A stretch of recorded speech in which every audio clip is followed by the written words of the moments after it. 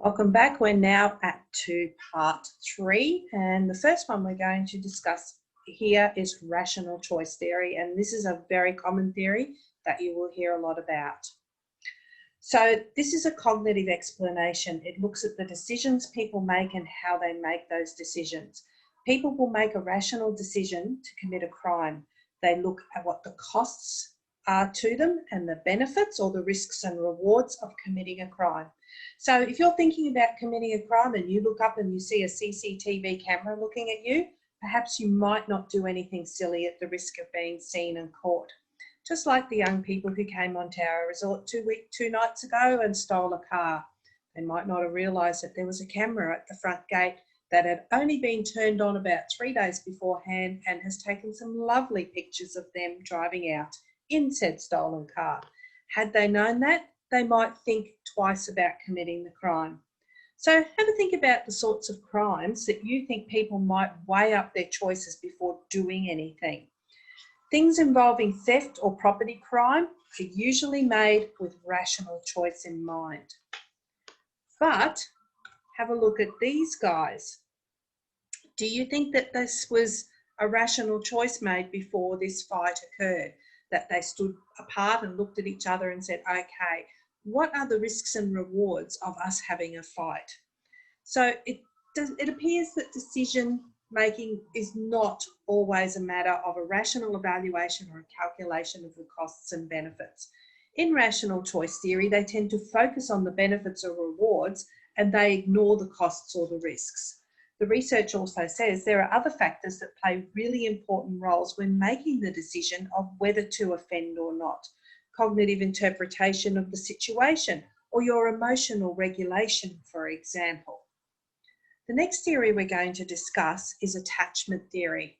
And again, this is a really, really important theory when you are doing long-term studies at why people commit crime. John Bowlby is the father of attachment theory.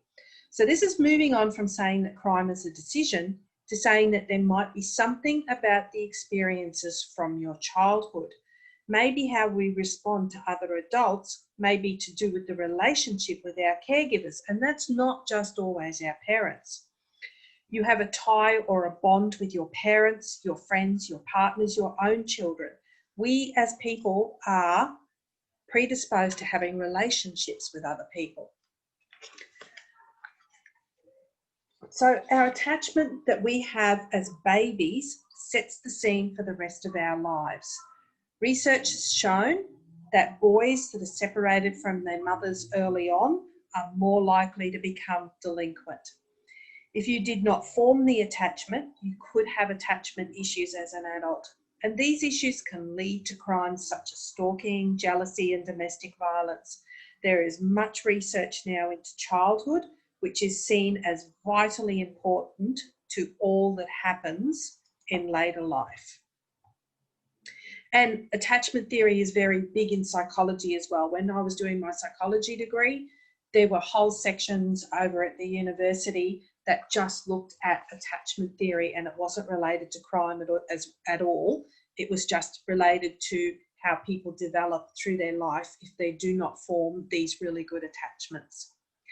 So I want you to watch that YouTube clip that was there.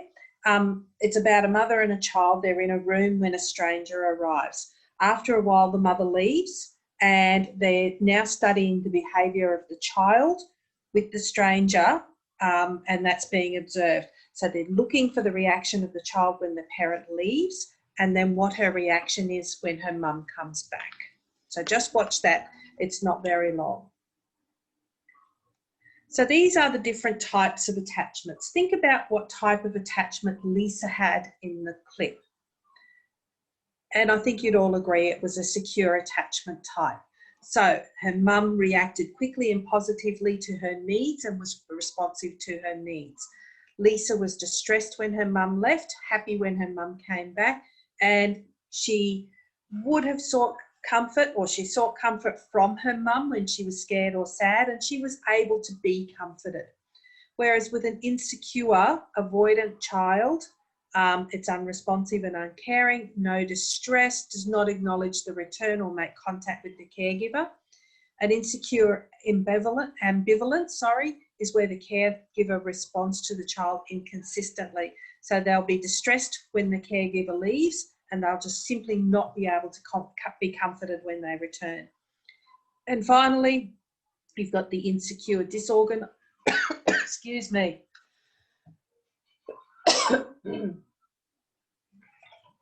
Sorry about that. You've got the insecure disorganized, where the caregiver is abusive or neglectful, responds in frightening or frightened ways. And this is where the child can appear dazed, confused, or apprehensive because they really don't know what they're going to get from one minute to the next. Wortley, whose name is not just appearing at the top there because it's in a different colour, so let's just fix that. Let's just make it red for now so you can see it. Okay. This was some research that was done about the attachment styles of filicide offenders. And filicide offenders are is the killing of a child. Now, Erickson and this was Erickson, Mazerol, Wortley and Johnson. They are all researchers at Griffith University. I know Lee, and I've met a couple of the others. So we're very, honoured or very grateful that we've got these great researchers at the university. And this is talking about, in this study, their attachment to their parents. So the percentage in the general population is 70 to 80%. So this is much lower in these people that have killed their children. So very, very low numbers of mothers and fathers killing children if they've got a secure attachment. But if the secure attachment is insecure of any type, then it is much, much higher. All right, so don't give up. There's only one to go. We're nearly there.